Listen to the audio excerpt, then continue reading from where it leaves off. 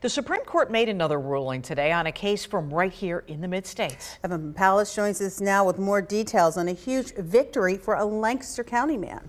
Yeah, Valerie and Alicia, this ruling doesn't quite close the books on this year-long battle over religion in the workplace, but it is a major win for the former postal worker.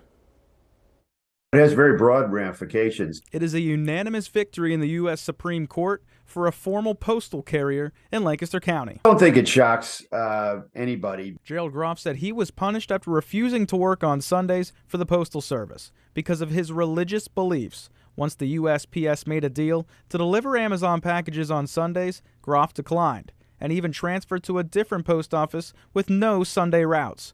But when that location started doing Amazon deliveries on Sundays, Groff dug in his heels. The post office said his refusal was too much to accommodate.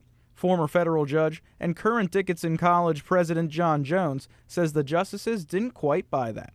The court said today, just because you have to pay some overtime or because it's a little harder to get people to work on Sundays, that's not enough for you to deny the accommodation. It has to be much more substantial.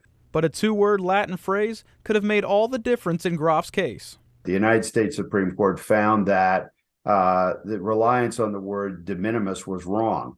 And in fact, the test should be whether the accommodation imposes a substantial hardship on the employer. That test will come. The justices sent the case back to a lower court to look at it again, with this new context in mind.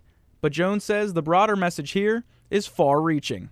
Employers need to know, what the law is with respect to how to treat those requests for accommodations.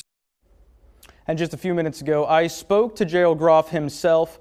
I'll show you what he had to say about this Supreme Court victory coming up at 6 o'clock. Alicia and Valerie? Thank you very much.